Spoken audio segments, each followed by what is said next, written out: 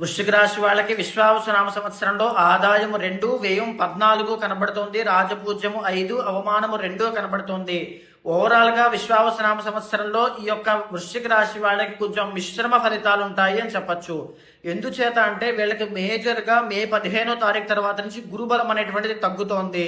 పంచమ స్థానంలోకి శనీశ్వరుడు వెళ్ళడము, 4వ స్థానంలో రాహుగ్రహ సంచారము, కుటుంబపరమైన ఒత్తిడి ఎక్కువగా ఉండడము, సంతానానికి సంబంధించిన ఇబ్బందులు రావడము.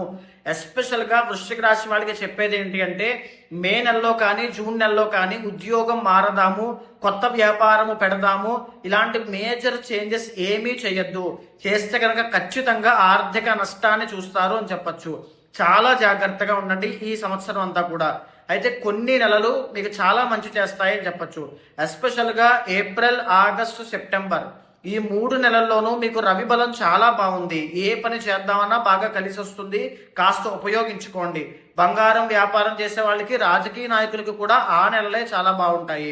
అయితే 15వ తారీఖు జనవరి 2026 దగ్గర నుంచి 25వ తారీఖు ఫిబ్రవరి దాకా కుజుడి యొక్క బలం పెరగడం వలన అన్ని విషయాల్లోనూ రాజయోగం పడుతోంది. ఓవరాల్ గా వృశ్చిక రాశి వాళ్ళకి మిశ్రమ ఫలితాలు ఉన్నాయి కాబట్టి చాలా జాగ్రత్త అవసరము. ఏమాత్రము డిసప్పాయింట్ అవ్వద్దు. ఇష్టదైవాన్ని, కులదైవాన్ని ఎక్కువగా ఆరాధన చేయండి. మంచి శుభ ఫలితాలను చూస్తారు.